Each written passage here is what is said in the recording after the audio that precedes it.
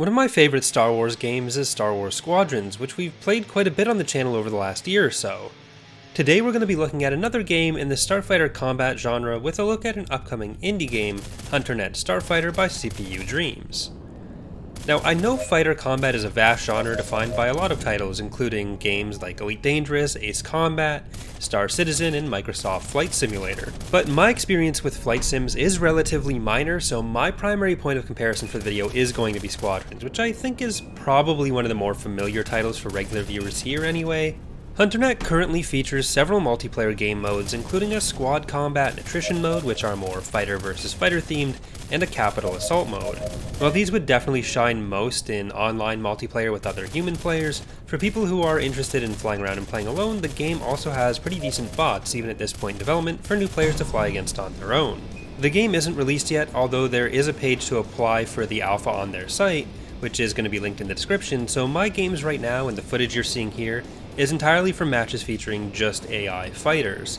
I'm not sure if once the game released there is going to be the same option for playing offline without others. Right now I'm connecting to one of the main servers, which because it's not released there wouldn't be other players to play against, or there'd be fewer.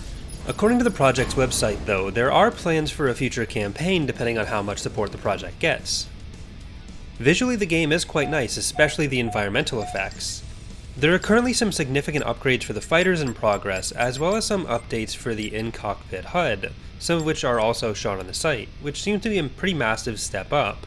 For most flight sims though, what's going to make or break them is their actual flight mechanics and combat. There's a pretty wide array of customizable fighter loadout options, with different amounts of hardpoints for the fighter type that you're using, currently divided between heavy and light fighters.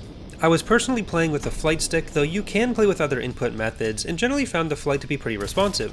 From my experience though, I was only playing against the bots, the skill floor was low enough that I didn't feel lost among all the controls, and once I had them mapped in-game, which was a little bit difficult, the menu is a little bit unintuitive right now, but I'm sure that'll change as you go, but once that was all done, I was able to pretty easily get a feel for it.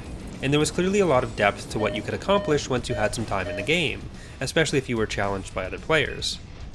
I had a lot of fun making attack runs on the capital ships in particular, and while my first ones were always disasters, I started getting a feel for what worked as I went. One of the biggest differences you're going to see coming from games like Squadrons is having to manage the G-forces acting on you. If you're flipping around too much, you can pass out, and how close you are to doing that is indicated by the screen kind of turning gray from the outside in, meaning you have to be careful about how and when you maneuver. You're able to use some hardpoint attachments like inertial compensators at the expense of other hardpoints if you so choose, which does allow you to get away with some more while flying, and while I think this is an interesting system, I do think it needs some refinement, or I may just need to get used to it. Some cases it seemed as if it was somewhat overly punishing, including an instance where I was just kind of circling my own capital ship, just flying around it, and I seemed to be suffering from some pretty heavy G-forces, but there were also some maneuvers that I thought would be a bit more punishing that really weren't at all, so it's probably just a matter of getting used to what you can and can't do. On the other hand, one thing I think that was a bit too forgiving was collisions.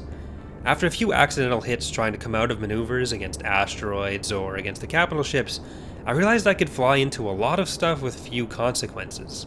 I found this to be a particularly big thing on capital ship assaults, where I could just fly into the ship to get cover from the weapons that would be shooting me when trying to take out a specific turret, rather than worrying about trying to kind of skim the surface to stay in cover from some guns but able to shoot the other ones. You could just fly at it, take out the gun, and if you hit it, you'd generally be perfectly fine health-wise. Maybe a little bit coming off.